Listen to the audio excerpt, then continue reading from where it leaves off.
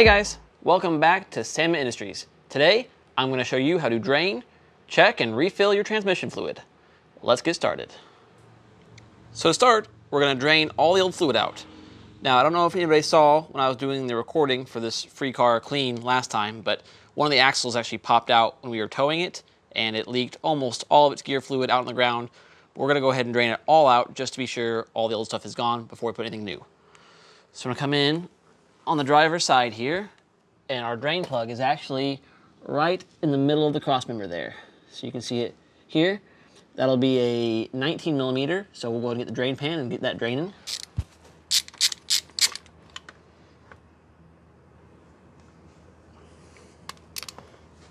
And we'll let that all glug out there for a bit. You can see how thick and viscous that stuff is. I think this car had gear oil in it previously. You actually do not want to use gear oil on a Festiva transmission. I'll show you guys kind of some of the options we use typically for good performance and reliability over the stock recommendations. Now that we have everything draining on the bottom, it's time to start pulling stuff off the top. And this is where it starts to get a little tricky because it's kind of hard to reach and kind of hard to see. So I'm going to do my best to film it all for you guys, but if you follow your speedometer cable down from the firewall, so that's right here, follow that down to the back of the transmission, and you will see, if I can focus on it, right down there in the middle, that is actually the speedometer cable. That little gray thing with the hex on top, right there in the back of the trans. The speedometer cable drive gear is actually the fill hole and the dipstick for filling up the trans. It's going to be almost impossible to show you guys in the car though, so I'm going to pop over here. The transmission I already have pulled out to give you guys a better look. This is looking at it from the top, as you would in the car. Starter over here, engine over here, then moving to the back. This is the speedometer gear. So you have the cable that screws onto it, a little 10 millimeter bolt holding it to the transmission, and a little tab right here. So when you're in the car trying to remove this gear, I would recommend actually keeping the cable screwed onto the gear so you can kind of use it as a handle to wiggle it out. So the first thing we're going to need to do is remove the 10 millimeter bolt holding it in. So to get down to that bolt when it's actually in the car, I typically use a really long extension on the ratchet with a 10 mil on the end. So you can see this is a very long one. So I'm gonna go ahead and use that anyway, just to kind of get the feeling of doing it in the car. But you'll be looking straight down, trying to find that little bolt head. Once you get on there, pull it out. And try not to lose it. I know it's gonna be kind of hard. A magnet on a stick might be a good time for this, or you go from under the car and then pull it out. But either way, that screw is all we need. Now, I didn't rehearse any of this before this video. This trans I pulled from a car, it's an unknown condition. I know sometimes these drive gears can be a huge pain to pull out. They can be super stuck in there, but whatever you do, do not pry on this tab. This will break off of this without a single hesitation, so do not pry on that. Instead, we're gonna leave the cable attached to the whole drive gear and try to see if you can spin it some. So I'm gonna push on that tab, pry on it a little bit, maybe grab the hammer and just give it a couple taps in both directions. We're just trying to loosen it up some.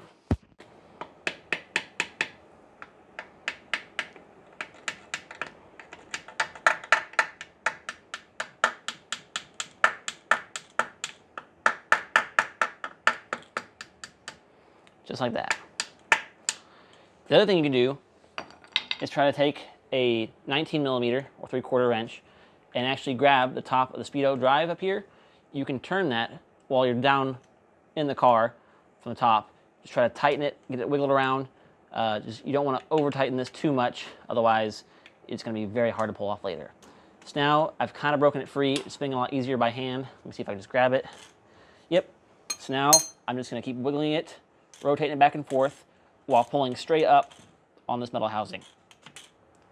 It's hit the O-ring. There. Whew, that actually came out a little bit easier than some have. But here you go. So now I can actually go ahead and unscrew the metal portion here. And there you go. There is the speedometer drive gear. Now you can kind of see in there that this metal insert that piece that actually drives speedo right there in front of my fingernail has a little cutout in it, and the speedo cable has a little matching tab right here. That tab lines up with that piece. So when you go to put this cable back in, make sure you line that up first. It'll slip in there when it's in the right spot, and then you can tighten the cap back down. But for now, it's out. And this is where we're gonna fill the transmission. So you're gonna want a really long, thin funnel to go down in here. And then looking back at the drive gear itself, you'll see on just the one side, there's this actual notch. This is actually the dipstick for filling it. You can see here on the little diagram from the factory service manual that it's supposed to be between those two little notches, the top little cut being full and anything below that little line being low. Now, to do this properly, you're supposed to fill the entire transmission up, stick the gear back in, all the way down, insert it, pull it all the way back out, and then try to peak at the level without tripping it everywhere. If you're not quite right, then you stick the gear all the way back in, pull it all the way back out. I honestly usually just skip this step because it is a serious pain to try to get the gear shoved back in and pull it back out while all in the car with how stuck these gears get. For me personally, I would just look down in the hole and you can kind of see, use your imagination where that line would sit in the trans. If you shine a flashlight in there, you can see the level just fine. That's what I would go with personally.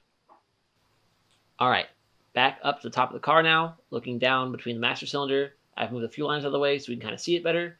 We're going to take our 10 mil and our really long extension, try to reach down behind the engine and get that 10 mil bolt out of the way so that we can unbolt the tab. Oh well.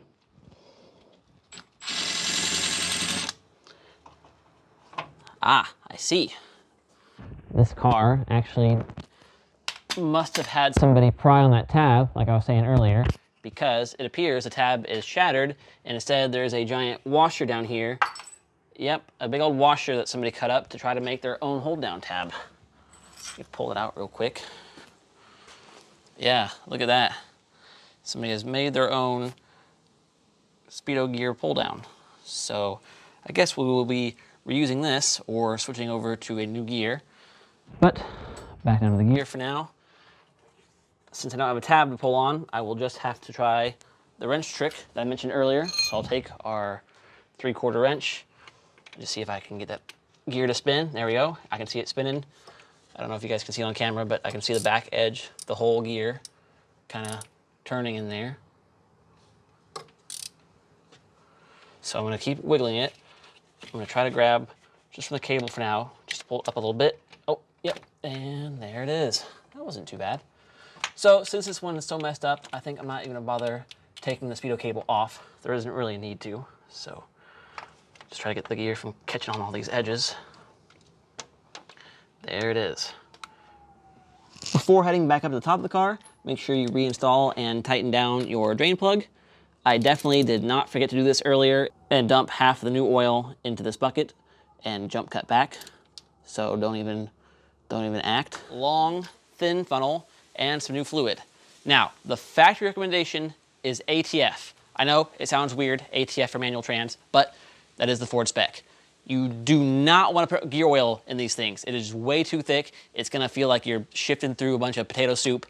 No good. Instead, I would recommend switching to either Synchro Mesh, which is meant for manual transmissions, super great, easy enough to find.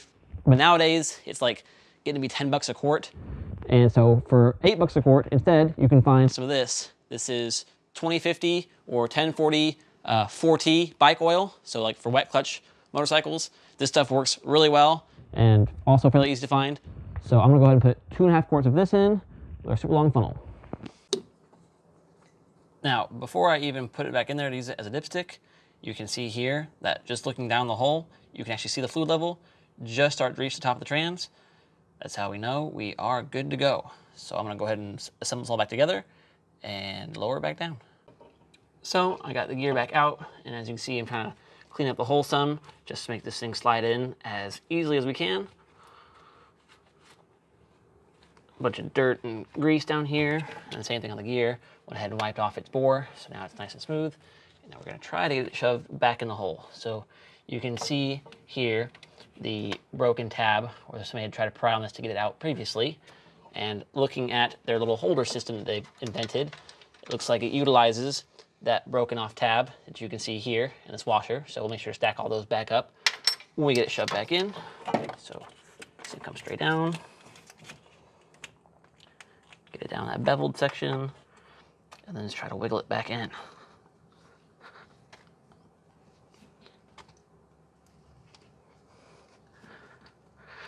Now, when I say don't pry on the tab, Also, do not tighten on that tab. So like once you get to this halfway point where it's just not quite fully seated, do not be tempted to just hit that 10 millimeter in there with the wrench, because you'll break the tab doing that as well. So I'm just gonna try to get it all the way seated. You can see we are almost there. Just a little bit of the lip sticking up from where the O-ring is still trying to seal it.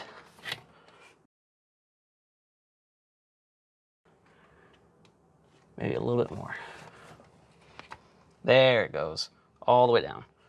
Okay, now I'll take the rigged up setup here. Washer.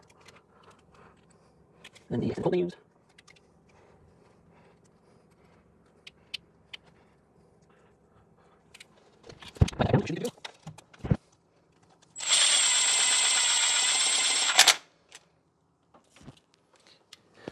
And that's it.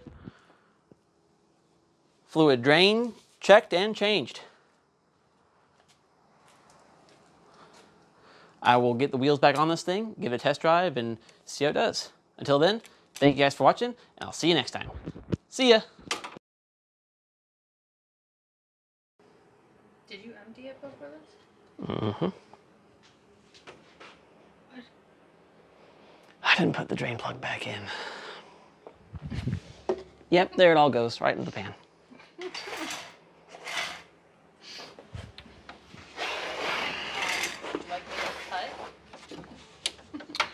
If you'd like. I don't even know where the plug is.